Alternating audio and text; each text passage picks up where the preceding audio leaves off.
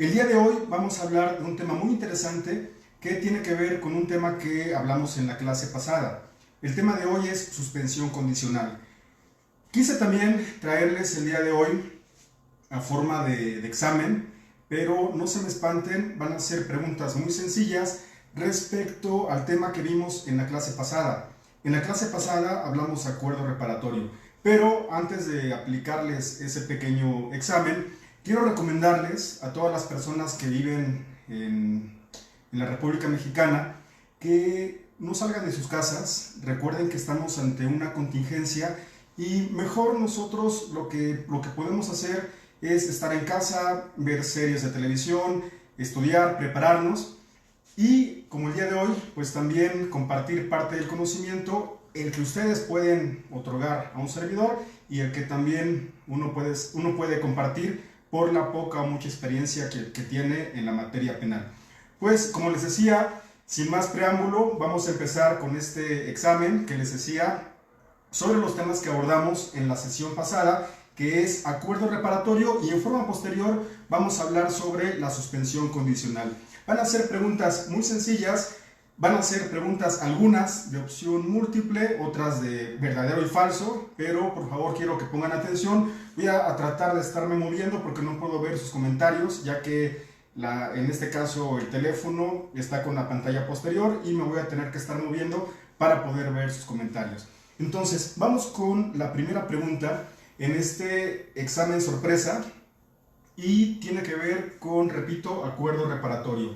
El primer tema me tiene que decir si es falso o verdadero. Un acuerdo reparatorio es un mecanismo alterno de solución de controversias. Repito, un acuerdo reparatorio es un mecanismo alterno de solución de controversias. ¿Es falso o verdadero? Voy a ver sus comentarios, únicamente les voy a dar 20 segundos, así que por favor espero sus respuestas para ver si lo que vimos en la sesión pasada se pudo entender.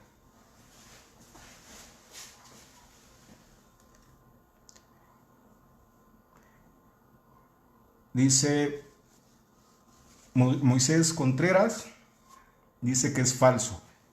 Esperamos unos segundos más a ver qué responden las demás personas. Hasta ahorita nada más tenemos una sola respuesta y ya pasó el tiempo.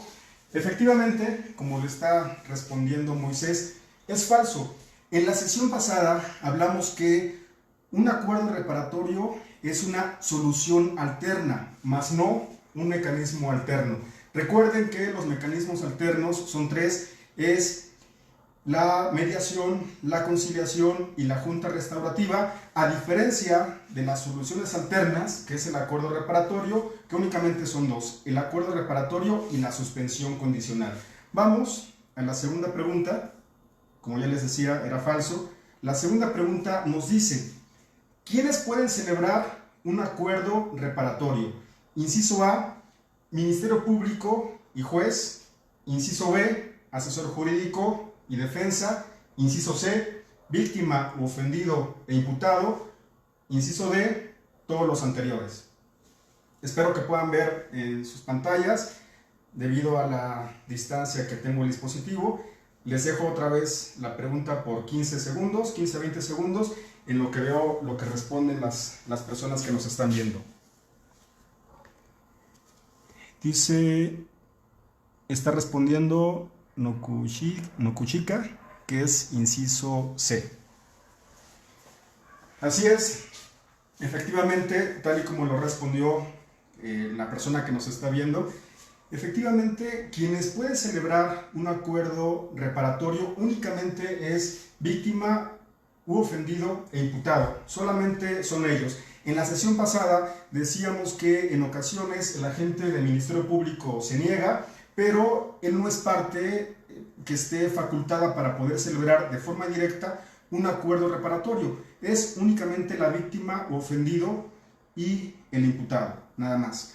Vamos a la tercera pregunta, que dice: una vez judicializada una carpeta de investigación, ¿quién puede aprobar el acuerdo reparatorio? Tenemos dos opciones: una, el agente del Ministerio Público, o la otra, el juez. Repito la pregunta: una vez judicializada una carpeta de investigación, ¿quién puede aprobar el acuerdo reparatorio? Voy a ver sus respuestas, tienen 15 segundos mientras checo sus respuestas. ¿Alguna persona que pueda responder? Una vez judicializada una carpeta de investigación, ¿quién puede aprobar el acuerdo reparatorio? ¿El agente de Ministerio Público o el juez? Espero sus respuestas. Hasta ahorita no me han respondido. Y ya hay una respuesta por parte otra vez. Hay dos personas, Eloína Ramírez, y hay como 3 respuestas. Y efectivamente, de la pregunta que les acabo de formular, ¿quién es el facultado para que pueda aprobar un acuerdo reparatorio una vez que la carpeta fue judicializada?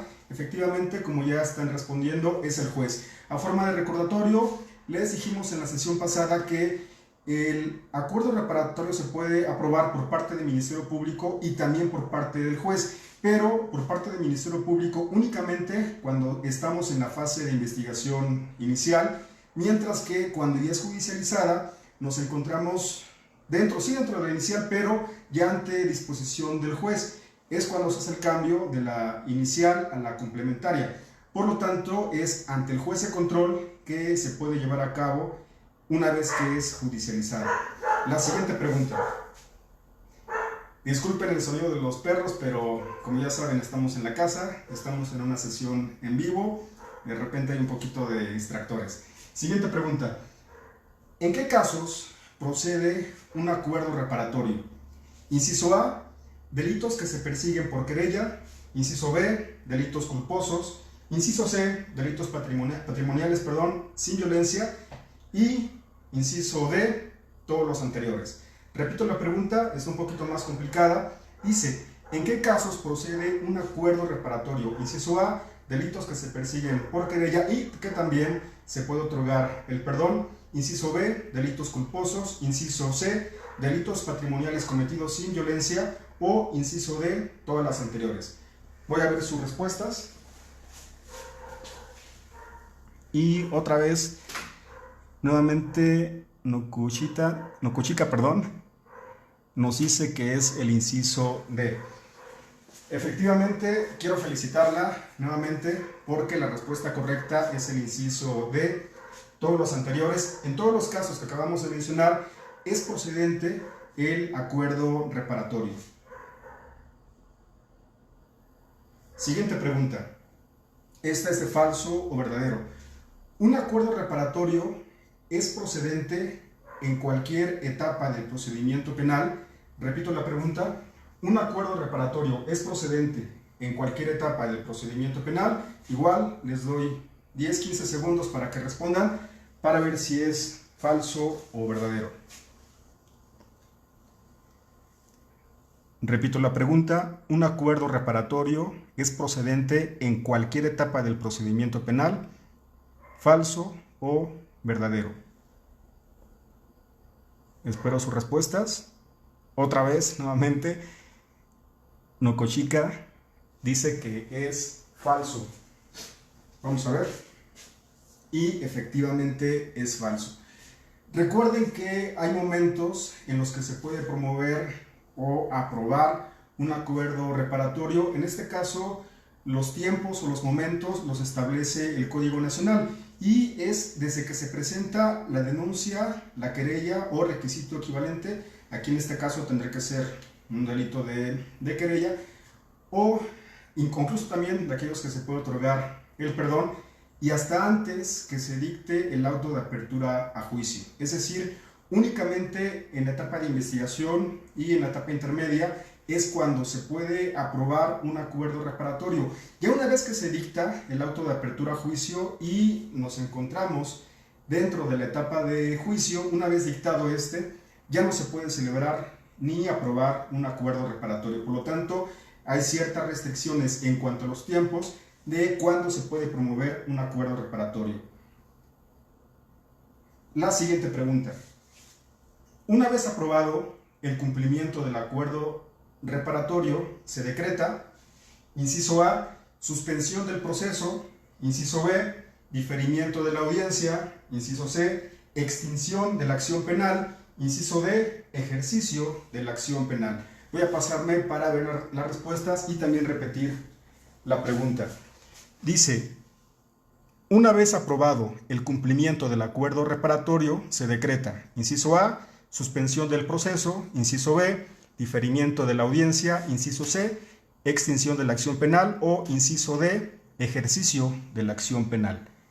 Espero sus respuestas, les doy 10 segundos y nuevamente Nocochica nos da la respuesta, que es la letra C. Efectivamente, una vez que ya el Ministerio Público o el juez de control aprueba un acuerdo reparatorio, lo que se decreta es la extinción de la acción penal. Eso significa que una vez que se extingue la acción penal, es como si fuera una sentencia absolutoria. Yo les decía que una de las ventajas del sistema acusatorio es que a través de un acuerdo reparatorio, si es que el imputado se somete a él, más que junto, sino que una vez que se pone de acuerdo con la víctima o ofendido y celebran un acuerdo reparatorio, ya una vez aprobado, se extingue la acción penal, que es el inciso C, y es como si fuera una sentencia absolutoria. Son beneficios porque si decía que el imputado tramita este tipo de solución alterna, queda sin antecedentes y por lo tanto pues también es benéfico tanto para el imputado como para la víctima, porque la víctima, una de las cláusulas que se puede establecer en este tipo de acuerdos es que se le pague el daño, que no se acerque a la víctima, alguna condición que establezcan las partes son las que pueden establecerse y repito, se beneficia imputado, la víctima o ofendido, el juez de control porque ya no tiene que llegar a juicio, el Ministerio Público también porque es un asunto menos, es una carpeta menos de trabajo y pues de forma general la sociedad porque pues lo que se tiene que pagar para que se administre o imparta justicia pues también tiene que ver con recursos que son impuestos y que de forma indirecta también nosotros pagamos. Entonces es el inciso C en esta pregunta. Este es un ejemplo, espero no tener problemas en cuanto a la reproducción, porque tiene que ver con un video. Dice, en este ejemplo, ¿es procedente un acuerdo reparatorio? Esperamos no tener problemas. A ver, si pueden ver el video y me responden si es procedente o no un acuerdo reparatorio. Es sin sonido. Dice, creo que no se alcanza a ver. Es una persona que se acerca a un vehículo, introduce un objeto para poder abrirlo. Ahí se ve el objeto. Una vez que se introduce al vehículo, llegan las patrullas. Él se encuentra dentro del vehículo, que es un vehículo ajeno, se lo estaba robando, y en ese momento lo detienen. Una disculpa, no se alcanza a ver bien el video. Espero que me hayan escuchado en esta descripción que hice del mismo. Y les decía, lo que pudimos ver en el video es que acá tenemos una camioneta, una persona se encuentra a un costado, él no es el dueño, con un objeto abre ese vehículo, se introduce a él para robarlo, llegan unas patrullas y en ese momento lo detienen. Les pregunto, ¿es procedente o no en este ejemplo un acuerdo reparatorio, sí o no? Veo sus preguntas, sus respuestas. Dice, siempre y cuando cumpla las condiciones. Repito muy rápido el ejemplo. Es una camioneta que se encuentra en una vía pública. Llega una persona que no es el dueño, introduce un objeto, se mete al vehículo para robarlo. Ya dentro del vehículo llegan las patrullas y en ese momento lo detienen. Mi pregunta es, con lo que se pudo ver o alcanzó a ver en el video, ¿es procedente un acuerdo reparatorio? ¿Sí o no? Esperamos las respuestas.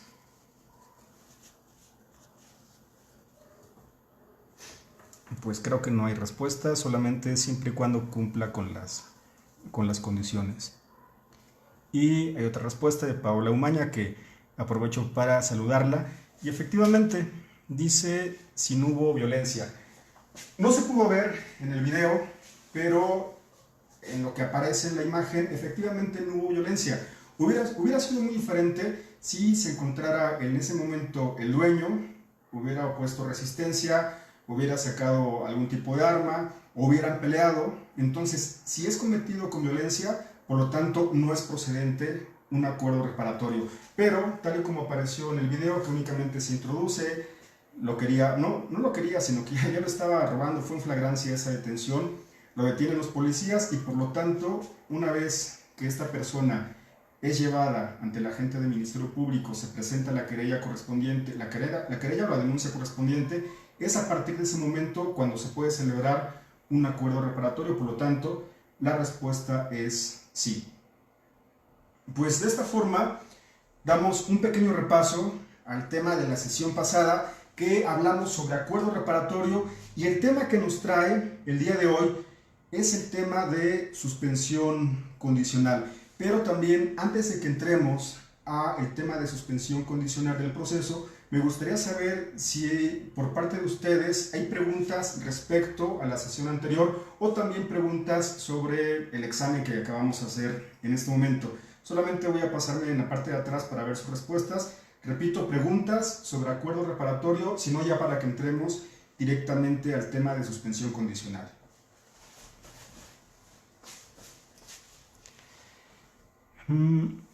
Dice, bueno, están poniendo respuestas del ejercicio anterior, pero me parece que no hay preguntas. ¿Alguna pregunta sobre acuerdo reparatorio? Dice Moisés Contreras, que sacó 10. Felicidades, Moisés.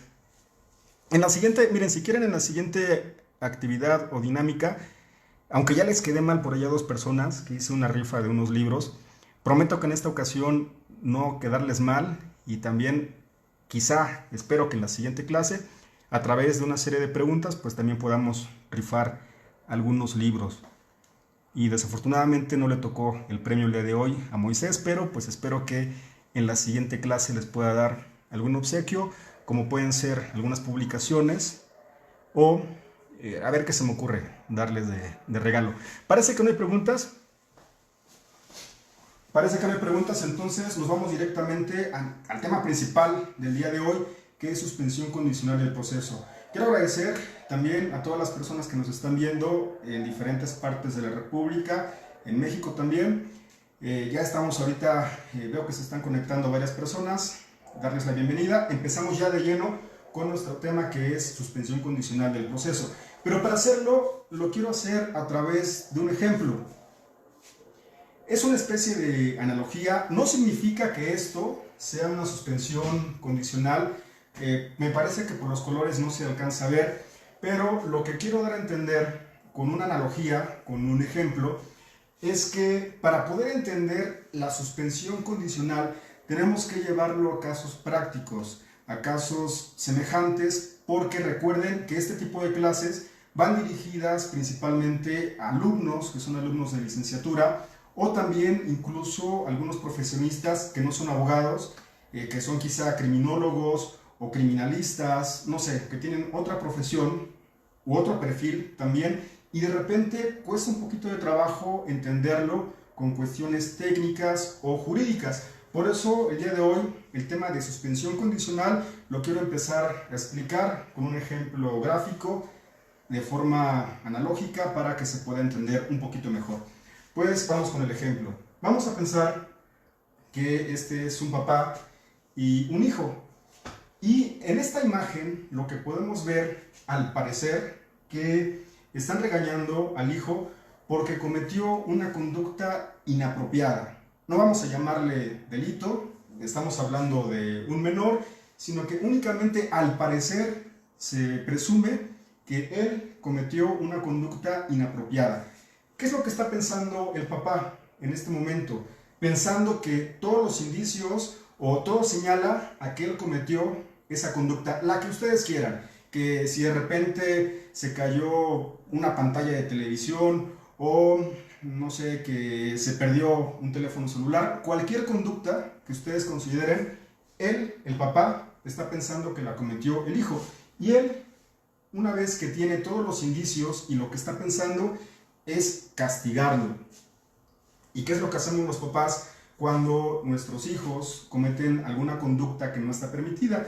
Pues lo primero que hacemos es querer golpearlos, querer, no sé, incluso darles algunas nalgadas o algún tipo de castigo que le podamos dar a ellos. Incluso, aquí no se alcanza a ver bien en la imagen, pero encerrarlos en su habitación. Eso es lo que podría hacer o pensar algún papá cuando su hijo no se porta de la forma adecuada.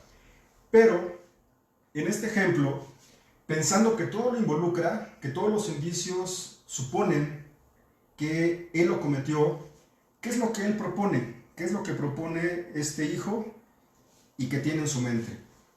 Él dice, ¿sabes qué, papá? No quiero que me castigues, no quiero que me pegues, no quiero que me tengas encerrado en mi habitación. Yo te propongo esto, te voy a proponer que en lugar de que me castigues, voy a limpiar la casa. Aparte de limpiar la casa, voy a ponerme a estudiar. Y otra condición que propone este hijo es que ya no va a usar su teléfono celular. Da 3 condiciones, establece a forma de propuesta esas condiciones y le dice, ¿sabes qué, papá? Esas condiciones las voy a cumplir dentro de, o mejor dicho, durante el plazo de 15 días. Voy a hacer mis estudios después de llegar a clase, voy a limpiar la casa todos los días y aparte la otra, que ya no voy a usar mi teléfono celular. ¿Ustedes creen que sería mejor para esta persona que al parecer cometió esa conducta inapropiada? ¿Qué sería mejor? ¿Que lo golpearan, que lo encerraran en su habitación o que cumpliera una serie de condiciones y con esto pues ya no tuviera ningún castigo? Yo lo que haría, al menos al ser papá, yo lo que haría, pues sabes que si mi hijo me está proponiendo esto, está bien, tú me estás diciendo que 15 días, no van a ser 15 días, va a ser un mes. Y aparte de las 3 condiciones que tú propusiste, yo te voy a imponer otras 2, las que ustedes quieran. Entonces, eso es un ejemplo de lo que podemos ver en una suspensión condicional del proceso. ¿Para qué queremos a personas que estén encerradas en un centro de reinserción social? ¿Para qué queremos a personas que se estén contaminando con otras si pueden cumplir una serie de condiciones y estar en libertad durante el tiempo que establezca el juez? Vamos a ver más adelante en esta explicación cuáles van a ser esos tiempos, pero créanme que en lo particular y la forma que tengo de pensar es que es mucho mejor que una persona esté en libertad cumpliendo ciertas condiciones a que esté encerrada con un castigo que le puede imponer, en este caso, un juez. Por lo tanto, para mí es mucho mejor que se lleve o se tramite una suspensión condicional a que una persona pueda tener un fallo condenatorio y con esto posiblemente estar en prisión. Espero que haya quedado claro el ejemplo para que sea más fácil entender lo que es una suspensión condicional del proceso. Y el artículo 191 del Código Nacional de Procedimientos Penales establece que una suspensión condicional del proceso, al igual que, bueno, corrijo, acá es diferente al acuerdo reparatorio. Este puede ser solicitado por el agente del Ministerio Público o por el imputado. Repito, a diferencia del acuerdo reparatorio, una suspensión condicional la puede solicitar el agente del Ministerio Público o el imputado. ¿Qué pasa en la práctica? En los asuntos que yo he llevado o en aquellos que he estado como público, solamente en una ocasión, solamente una vez en todo el tiempo que tengo de experiencia, he visto que quien lo solicita ante el juez de control en audiencia es el agente del Ministerio Público. Solamente una vez. ¿Y por qué razón? ¿Qué fue lo que pasó en esa audiencia? Yo estaba como público. Recuerden que uno de los consejos que les di en la primera sesión para que pudieran aprender el sistema acusatorio es estar como público en las audiencias. Y en aquellos tiempos, en aquellos años que yo estaba como público viendo una audiencia de suspensión condicional, me tocó ver cómo el agente del Ministerio Público le proponía al juez de control una suspensión condicional a favor del imputado, siendo que el defensor particular se encontraba en la audiencia.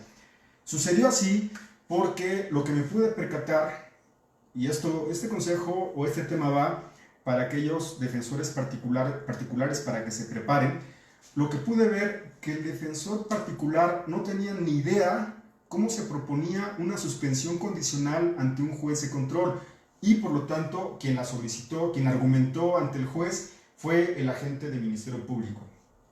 Solamente una vez lo he visto. ¿Y por qué razón son los defensores quienes en porcentaje son los que mayormente llegan a tramitar este tipo de soluciones alternas? Por una situación muy sencilla. Si yo soy defensor particular y me están pagando para tramitar ante juez de control una suspensión condicional, pues tengo que desquitar lo que me están pagando. Si fuera un defensor público, pues también tengo los conocimientos, la capacidad, me está pagando el Estado, por lo tanto yo argumento ante el juez de control y solicito esa suspensión condicional. Repito, en un porcentaje alto, quienes la llevan a cabo en la práctica son principalmente los defensores representando al imputado, pero también habrá alguna ocasión, como el ejemplo que les puse, que pueda ser el Ministerio Público quien lo solicite ante el juez de control. Bueno, ¿qué se requiere para que se pueda aprobar una suspensión condicional? En primer lugar, que se pague la reparación del daño, pero recordemos, al igual que el acuerdo reparatorio, habrá ocasiones que la víctima o el ofendido no quiera que se le pague la reparación, en otras ocasiones y en la gran mayoría sí, y aparte que se llevan a cabo las condiciones que vamos a ver más adelante en otra diapositiva para que eso traiga como consecuencia una extinción de la acción penal. Ahora, ¿qué puedo comentar respecto a esta diapositiva?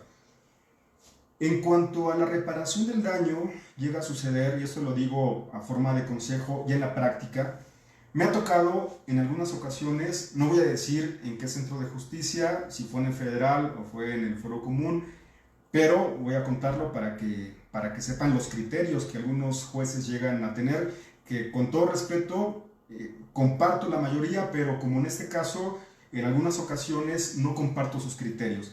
Resulta que en algunas ocasiones, fue aproximadamente 2 ocasiones, al presentarme al Centro de Justicia Penal, en audiencia, yo quería argumentar que la víctima u ofendido no habían accedido a lo que le estábamos ofreciendo como concepto de reparación del daño. Vamos a poner un ejemplo.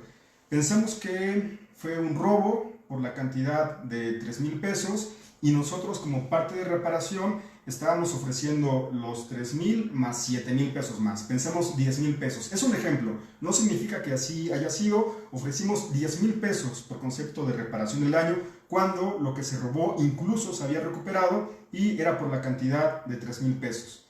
Es un ejemplo, solamente es un ejemplo. Y eso es lo que yo quería decir ante el juez en audiencia, porque la víctima quería una cantidad mayor y no llegábamos a un acuerdo antes de la audiencia. Y en esa ocasión lo que sucedió, se acerca a mí el auxiliar de sala, no recuerdo si fue el auxiliar de sala o... me parece que sí, fue el auxiliar de sala y me pregunta, licenciado, solamente para preguntarle si ya están planteadas las condiciones, si se le hicieron saber al Ministerio Público, a la víctima o ofendido, y también para saber si ya se le pagó la reparación del daño. Y yo le dije, ¿sabe qué, licenciado? Respecto a las condiciones, le corrimos traslado y ya tenemos todos los requisitos, todo para tramitar una suspensión condicional, solamente que respecto a la reparación vamos a mencionarlo en audiencia para que el juez se pronuncie respecto a la solicitud que estamos proponiendo, es decir, pagar 10,000 pesos y no la cantidad que pedía en este caso la víctima, que era una cantidad muchísimo mayor. Y me dijo, ¿sabe qué, licenciado? Lo siento mucho, pero no se va a poder llevar a cabo la audiencia toda vez que a criterio del juez, previo a la audiencia, tuvieron que ponerse de acuerdo respecto a la reparación del daño. Entonces sí, una vez que se pusieron de acuerdo o que ya se le pagó, se lleva a cabo la misma. Me inconformé En ese momento, únicamente de forma verbal, volví a solicitar la audiencia. En ese momento ya le expliqué al auxiliar de sala y se llevó a cabo la misma.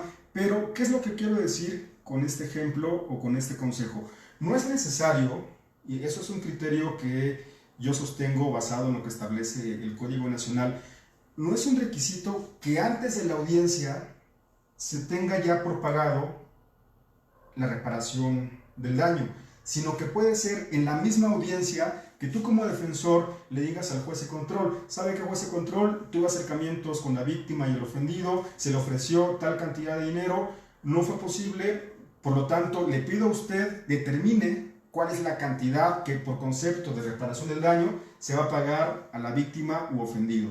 En este caso sí lo aprobaron, el juez determinó cierta cantidad, ahorita no recuerdo, vamos a pensar que autorizó los 10,000 pesos y aprobó al final la suspensión condicional. Es un ejemplo, les repito, aunque es un solo Código Nacional de Procedimientos Penales, pero los criterios llegan a cambiar, ya sea del fuero común, del fuero federal o incluso en diferentes estados. ¿Cuándo va a ser procedente un acuerdo, cuándo va a ser procedente una suspensión condicional? De repente cambio los términos. Les recuerdo que estamos hablando de suspensión condicional. Si hace un momento llegué a decir acuerdo reparatorio, estamos hablando de suspensión condicional. Bueno, ¿cuándo es procedente una suspensión condicional? El artículo 192 del Código Nacional de Procedimientos Penales nos establece que es procedente respecto de aquellos delitos cuya media aritmética no rebase los 5 años. Repito, es procedente en los delitos cuya media aritmética no rebase los 5 años. ¿Cómo es que se saca una media aritmética? Y eso es importante porque la media aritmética en ciertos casos también es un parámetro para que se pueda disminuir una pena si es que estamos hablando de un procedimiento abreviado. Eso lo vamos a ver la siguiente semana, posiblemente, cuando hablemos de procedimiento abreviado, pero es importante que sepan cómo es que se saca una media aritmética.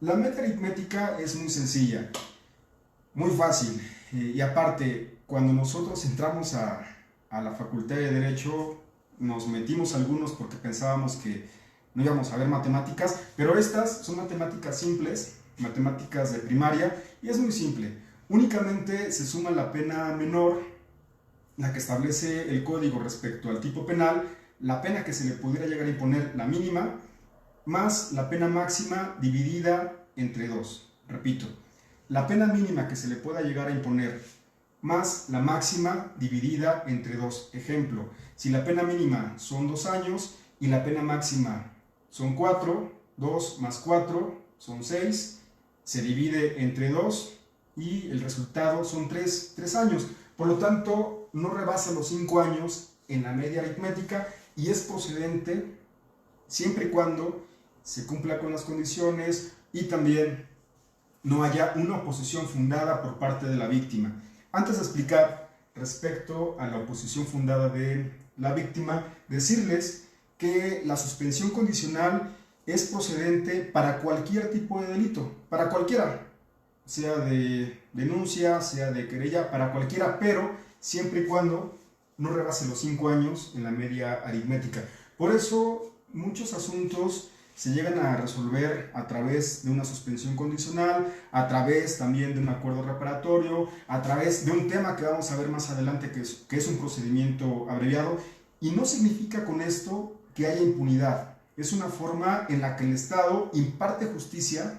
El ejemplo que poníamos con el papá que impone condiciones a los hijos, esta es una suspensión condicional que también se relaciona con lo que establece el artículo 20 constitucional en su apartado A, que establece los objetivos del sistema acusatorio, que uno de ellos es de cierta manera que se puedan esclarecer los hechos, que se repare el daño, es lo que estamos hablando, que el inocente no quede impune. Ya se me fueron los dos, perdonen, es por el nervio de la transmisión en vivo. Lo van a encontrar en artículo 20, apartado A, fracción primera, si no estoy mal, y ahí nos establece cuáles son los objetivos del sistema, y se cumplen, con una suspensión condicional se cumplen. Me pasó lo mismo, ahorita me estaba acordando, de un video meme, creo que fue del gobierno federal, cuando no se acordaba de cuáles son los síntomas de las personas que son infectadas con el coronavirus. Me pasó exactamente lo mismo, pero lo pueden encontrar en su artículo 20, apartado A, fracción primera.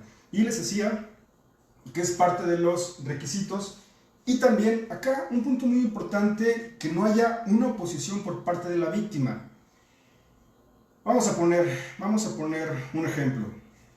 Un ejemplo en cuestiones prácticas, que no tiene que ver con lo jurídico.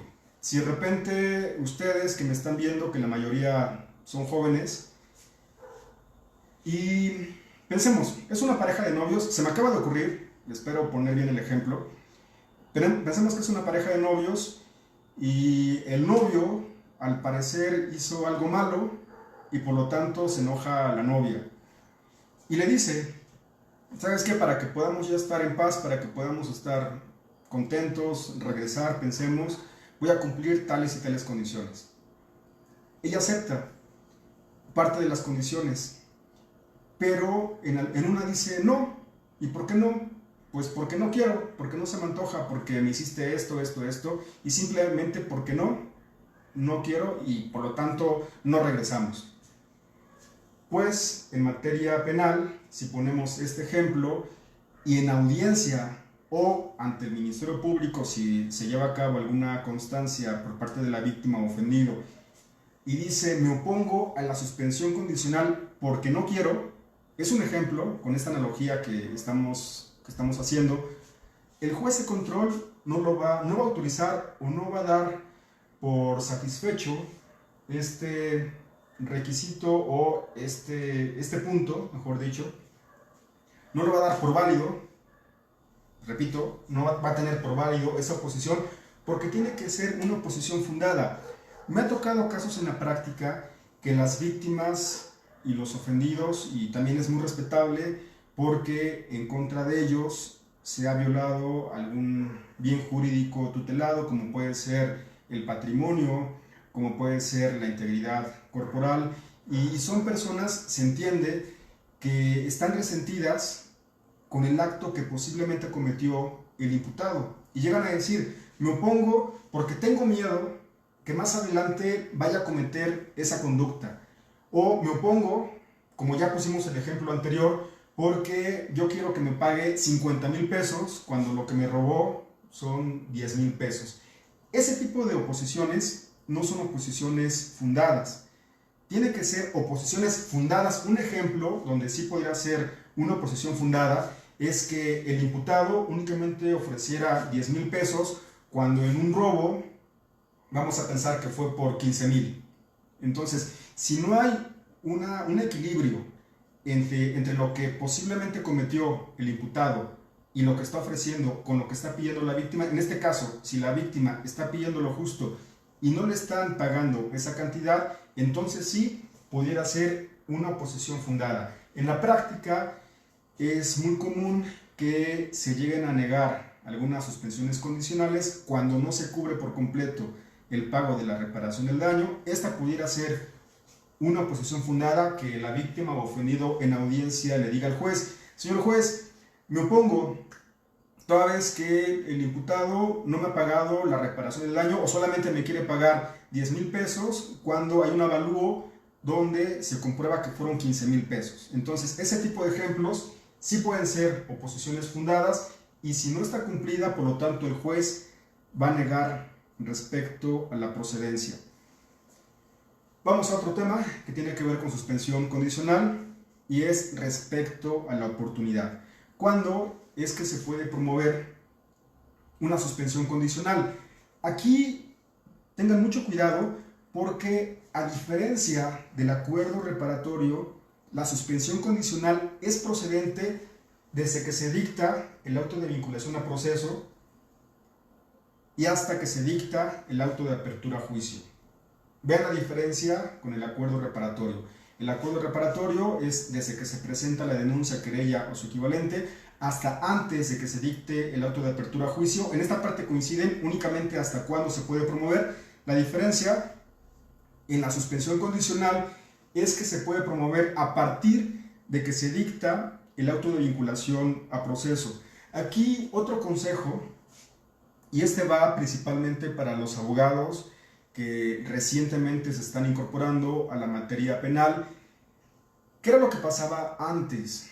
Y esto lo comento porque antes para la defensa era muy fácil que una vez que se dictara el auto de vinculación, en ese momento, si se daban las condiciones, si ya habíamos corrido traslado con las condiciones, si habíamos pagado o pedíamos un receso para la reparación del daño, de forma inmediata, una vez que se vinculara proceso, podíamos tramitar una suspensión condicional. Voy a explicarlo más tranquilo porque me parece que lo expliqué muy rápido. Voy a poner el ejemplo. Vamos a pensar que es una audiencia inicial por un delito de robo y se le vinculó a esta persona porque robó a un transeúnte la cantidad de 3,000 pesos.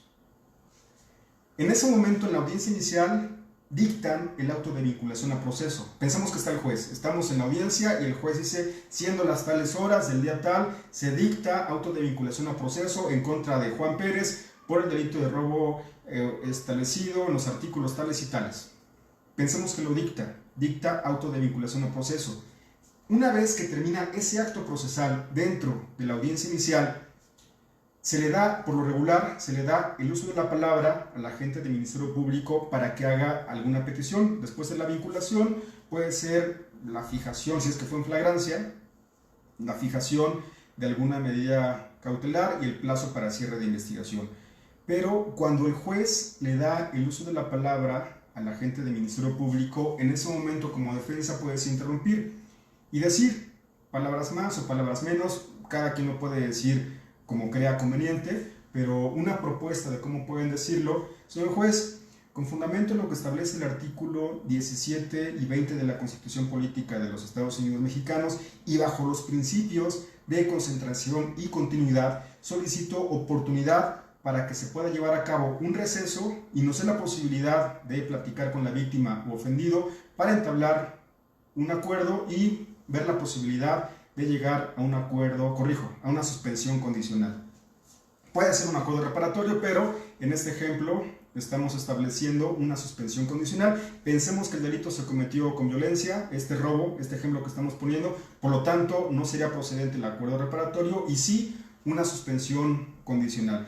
En ese momento el juez no tiene por qué dar o tener alguna oposición, puede conceder el receso, nos acercamos con la víctima, puse el ejemplo que era un robo por 3,000 pesos, le decimos, ¿sabe qué? Mire, tenga los 3,000 pesos más otros 10,000 pesos más, la forma en la como se quieran arreglar, hablan con el agente del Ministerio Público, decirle, ¿sabes qué? Te proponemos estas condiciones por el tiempo de 6 meses, ahorita vamos a ver los plazos, o el tiempo que también puedan convenir las partes y regresamos a la audiencia.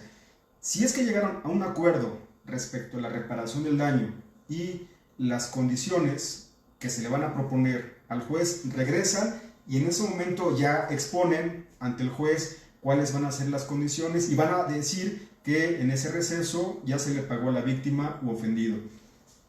Ojo, aquí una recomendación muy importante.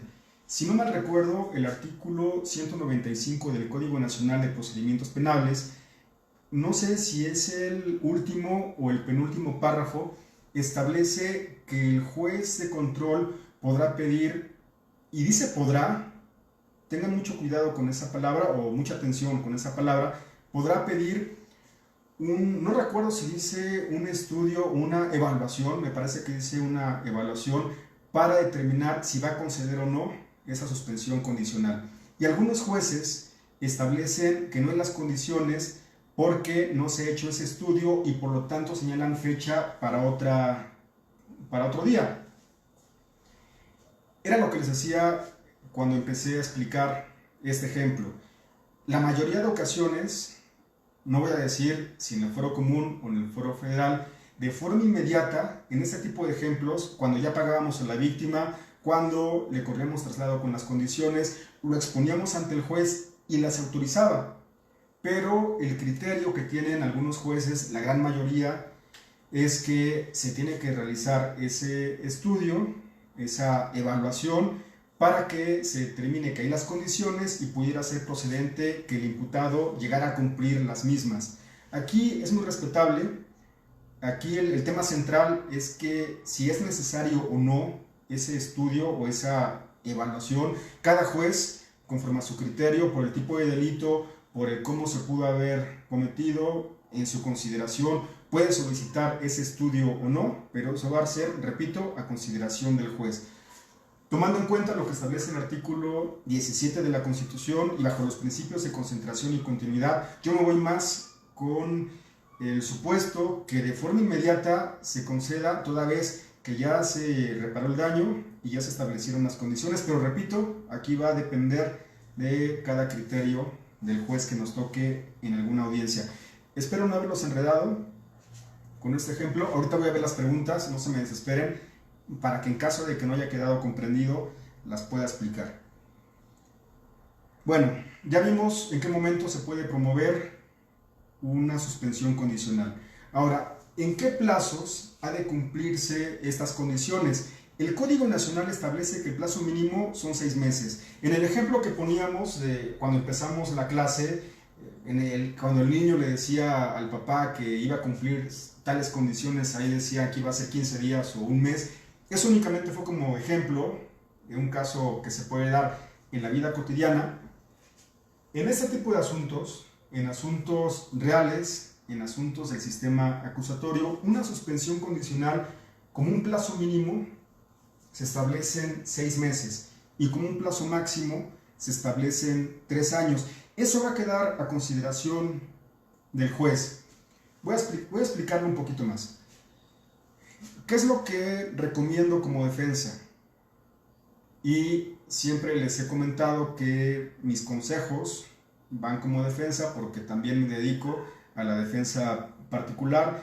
Sería arriesgado de mi parte darles ejemplos como agente de Ministerio Público porque pues ellos también tienen su labor, tienen más conocimientos en esa área, aunque sea el mismo procedimiento, pero pues llegan a cambiar los criterios o algunos conocimientos específicos que llega a tener la otra parte dentro de este tipo de audiencias. Como defensor, lo que yo les puedo recomendar es que pues siempre pidan los plazos mínimos.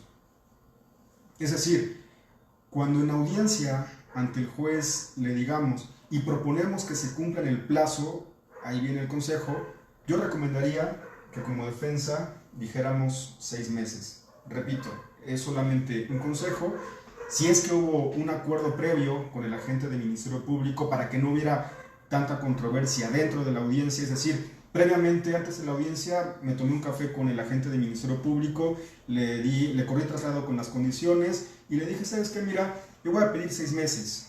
Y el agente del Ministerio Público me dice, yo voy a pedir 1 año.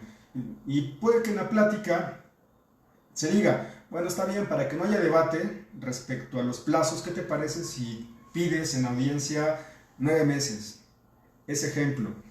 Pero aún, aquí pongan mucha atención, aún y cuando las partes se hayan puesto de acuerdo, como en este ejemplo, que el plazo para cumplir la suspensión condicional sea de 9 meses, no significa que ese va a ser el término que el juez va a autorizar, porque el juez tiene la facultad de imponer incluso un plazo mayor al que establecieron o los que se pusieron de acuerdo las partes. Es decir, si las partes dijeron 9 meses, el juez puede decir a su consideración, considero que es un tiempo mínimo, por lo tanto impongo el plazo de 9 meses.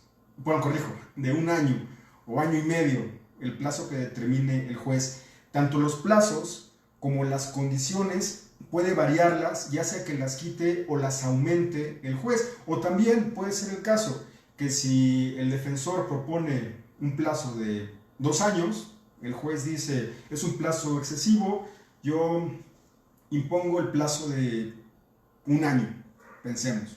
Puede variar, repito, el juez tiene la facultad de disminuir o ampliar los plazos y también de disminuir o aumentar las condiciones. Eso solamente como consejo para que lo tengan presente. De preferencia, pónganse de acuerdo con el agente del Ministerio Público para que no haya tanto debate. Si no hay ningún acuerdo respecto al plazo, pues en audiencia pidan ustedes el plazo mínimo. Ahora, ya para ir terminando el tema de suspensión condicional, ¿cuáles son las condiciones que se le pueden llegar a imponer a un imputado que se somete a ese tipo de soluciones alternas? Una condición es que viva en un domicilio, disculpen si no digo textual, tal y como establece el Código Nacional, o posiblemente me llegue a equivocar en alguna porque solamente puse las imágenes. Una condición que se le puede llegar a imponer, que establece el artículo 196, si no me recuerdo, no se me fue el artículo, ustedes que tienen su código, les recomiendo también, no se olviden que en las clases tengan a la mano su Código Nacional para que puedan hacer preguntas también y que me corrijan en caso de que me equivoque, como ahorita. Una de las fracciones que establece el Código Nacional como condiciones es que vivan o estén dentro de un lugar determinado. Me parece que más o menos lo dice así. En esta fracción solamente voy a poner como 5 ejemplos para irnos un poquito más rápido. Esta fracción lo que quiere decir es que en audiencia lo que nosotros le vamos a decir al juez de control, seamos defensores o también agentes del Ministerio Público, porque ya dijimos que ambos la pueden proponer, pero en este caso si es el defensor, decirle que el imputado va a vivir en tal domicilio, incluso esto lo pueden decir que se justifica con un comprobante domiciliario, si es que hay testigos que hicieron referencia también a que va a vivir en ese domicilio, pueden invocar ese dato de prueba, o también, acá muy importante, si el juez de control estableció como requisito que hubiera una evaluación para la suspensión condicional, en esa evaluación lo que hace la unidad de medidas y supervisión de la suspensión condicional hace un estudio para verificar si efectivamente la persona vive en ese domicilio, me estoy refiriendo al imputado, y nosotros en la audiencia podemos decir, tal y como se comprueba con la evaluación de suspensión condicional, que en la parte tal establece que fueron los policías ministeriales o, en este caso, los supervisores de la unidad encargada para verificar esta información y verificaron o determinaron que realmente vive ahí esta persona. Es un ejemplo, yo lo dije así muy en general, pero de cómo lo podemos decir ante el juez para justificar esta condición. Otra condición es no acercarse a ciertos lugares o a personas, incluso.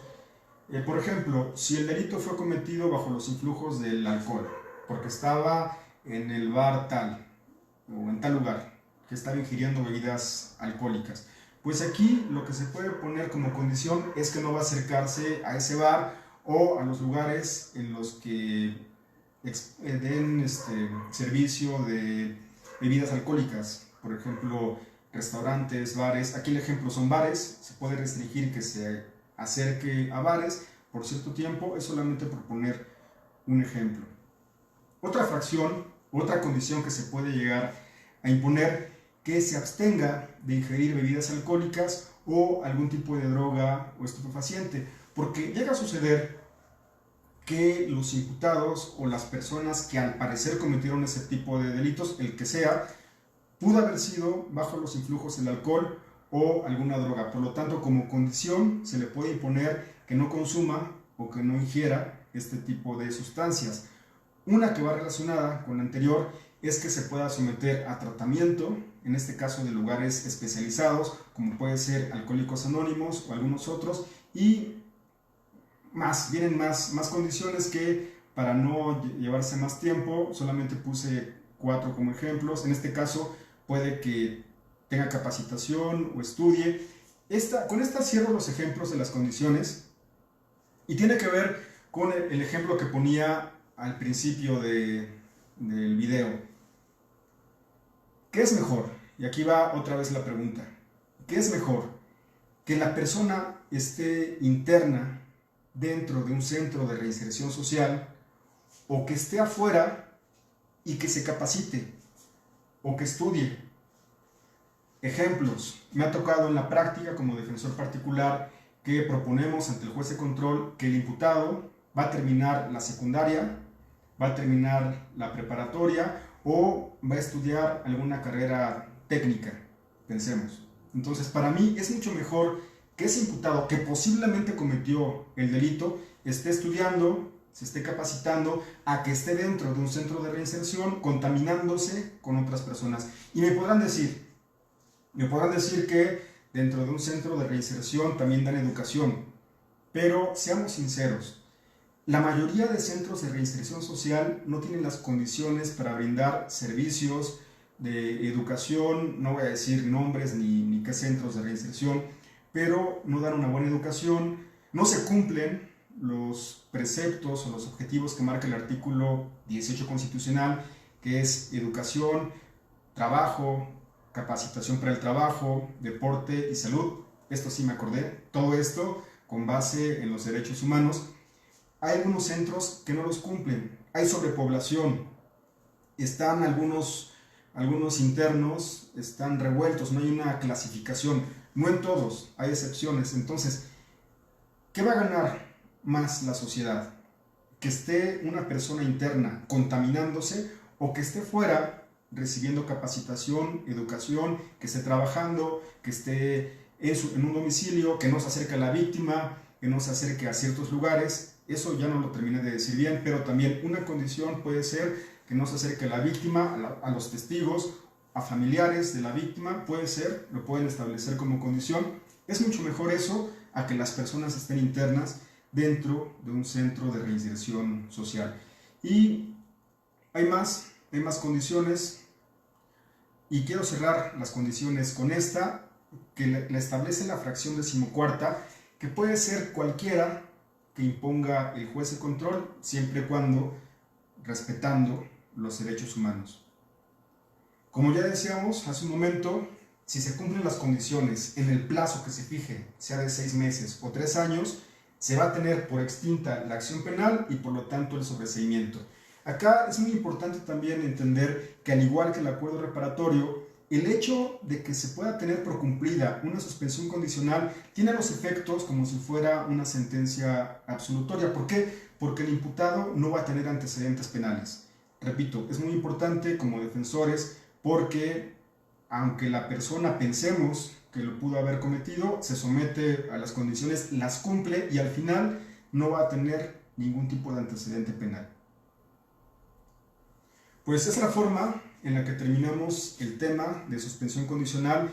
Espero lo hayan entendido. Ahorita voy a ver si no hay problema para poder cambiar la cámara. Voy a tratar de cambiarla para poder leer sus comentarios. Espero no tener problema. Veo comentarios, respondo preguntas y les recuerdo también, muy importante, lo anuncié en el video anterior. Voy a ver si la tecnología me lo permite, pero en la siguiente sesión quiero que sea una sesión práctica. Y esto va para aquellas personas que son alumnos y que son abogados. Quiero presentarles parte de una audiencia real de suspensión condicional para explicarles qué es lo que tenemos que hacer previamente para llevar a cabo ese tipo de audiencias, paso por paso, punto por punto, qué hacer, qué tipo de promociones o escritos debo de presentar, ante quién tengo que presentarlos, qué tengo que hacer para llegar a un centro de justicia, con quién me tengo que presentar, qué preguntas me van a hacer como defensor, qué es lo que pasa previamente antes de la audiencia. Yo sé que es difícil, pero también de cierta manera, aunque no somos expertos, pero cuál sería la mejor forma de argumentar en una audiencia de suspensión condicional las partes de los argumentos que tengo que manifestar. Voy a explicarles, ponerles algunos ejemplos, proyectárselos, ver qué es lo que resuelve el juez. Voy a tratar también de cuidar la identidad de las personas que aparecen en la audiencia. Va a ser un poquito difícil porque tengo que editar algún video y poder presentárselos. Entonces, yo espero que la siguiente sesión me sigan también, vean el video, porque no únicamente va a quedar en la parte teórica, sino también quiero poner ejercicios para que sepamos cómo se pudiera hacer en la parte práctica. Repito, siempre se puede mejorar y no significa que lo que yo haga o lo que yo presente sea lo mejor, pero pues es una propuesta para que también puedan tener pues una idea de cómo es que se lleva a cabo este tipo de soluciones alternas.